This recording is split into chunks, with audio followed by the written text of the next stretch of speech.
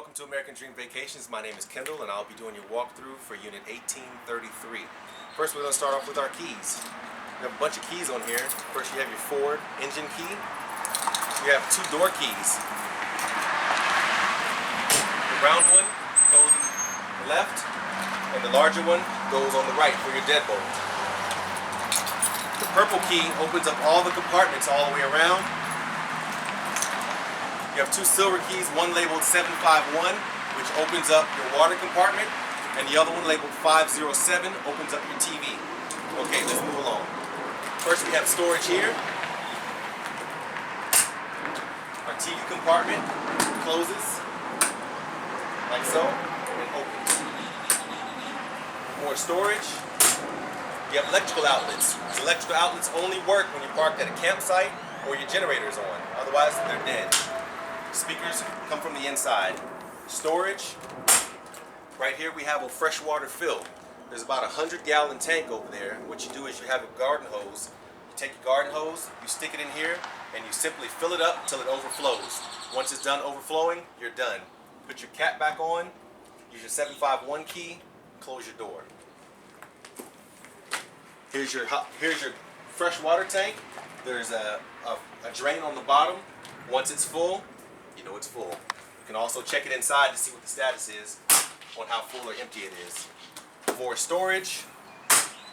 Here's your propane tank. Emergency shutoff is here. You should leave it on all the time because you have multiple appliances inside that need to be working. So don't turn it off unless it's an emergency. If you were to run out of propane and you fill it at your expense, the man will fill it up right here. You can usually take it to a U-Haul or propane fill station. And also here's the status of how much propane you have left in your tank. Alright. More storage. And above here we have our hot water tank. Alright. You don't need to access that. In the back we have our unleaded fuel. Alright. Just opens and closes. Pop the cap. Fill it up just like you would your own vehicle. Over here we have our sewage compartment. We have two sewage lines. One is just an extension. And the way it works is pretty simple. You get to where you're going, you take this, pop it on, twist and lock it.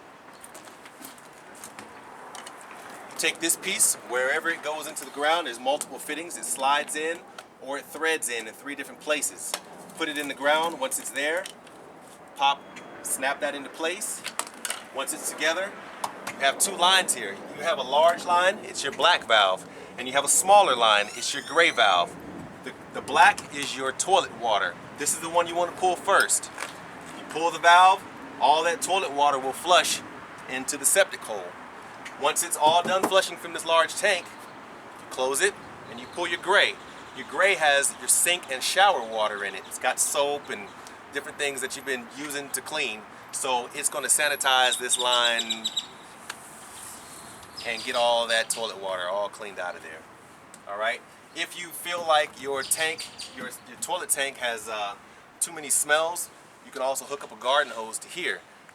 Shoot some water in here and it's going to clean this tank out. Just make sure you flush it all out when you get done. After you're done with all of that, make sure your 2 valves are closed. Shake all the water into the ground so that you clear this line. Take it off very carefully. Put it away. And you're done with that.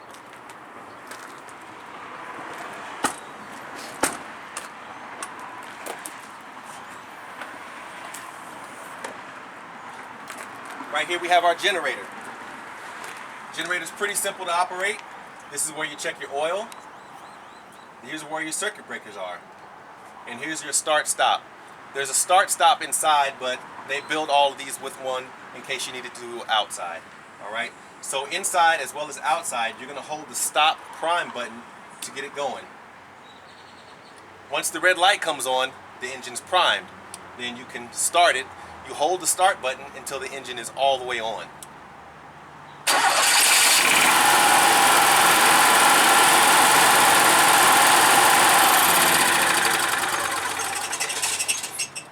Once it's all the way on, inside give it maybe 30 seconds for it to generate power, and then you'll see your different components start to turn on.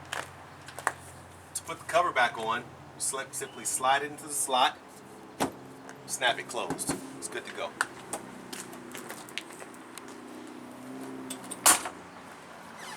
Your electrical power. There's a handhold here at the bottom so that if you want to run it, you don't have to leave the door open. You drop this electrical cord through the handhold, pull it out the bottom. You have multiple connections here. You have 50 amp service, which gets you 2 air conditioners. You have 2 rooftop air conditioners. You want both of them to run. When you get to the campsite, you use this. If you go to a campsite that only has 30 amp power, that's going to give you 1 air conditioner, and that's this one here.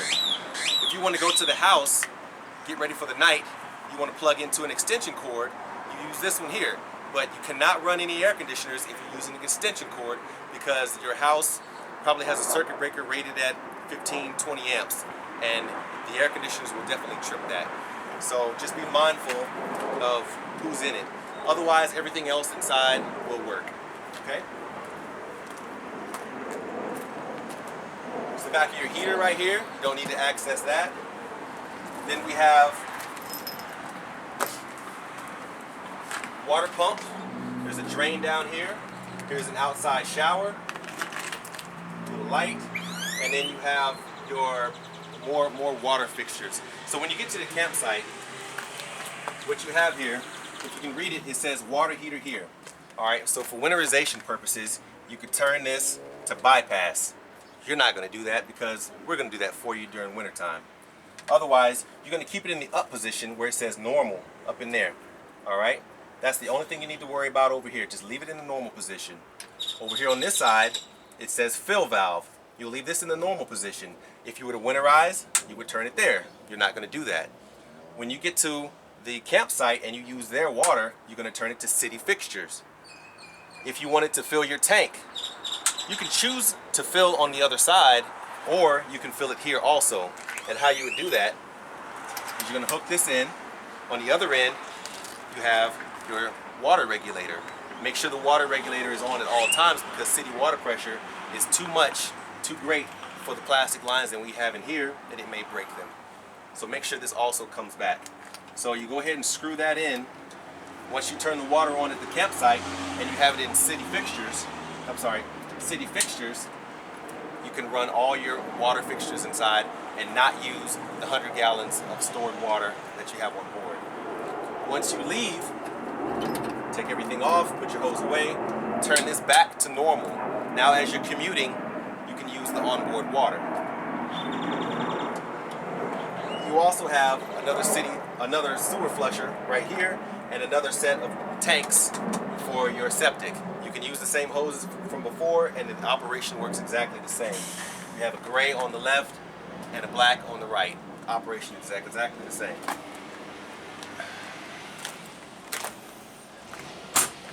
Here we have storage.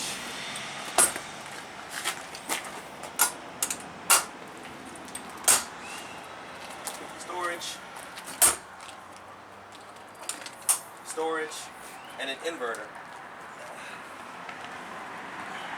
There's a reset button on the bottom of this inverter. This is your Xantrex inverter from inside.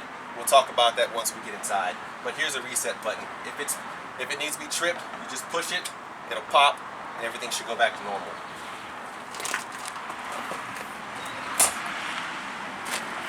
You also have your battery compartment and your hydraulics. There are 2 circuit breakers in here. One is here, and one is over here, and it says 50 amp. If they were to trip, a little yellow arm will stick out on this side, and this will be to the side also. And you simply swing it back down and pop it back into place, and that'll get you going also. That'll be one of the troubleshooting tips that we're going to talk about if it should come up. You have side marker cameras here, so that when you turn your blinkers on, left and right, you have corresponding camera that will come on to your dash TV. On your keys also, you have the hood key for both sides. Twist, turn it, pops out and raises up. The operation of your awnings.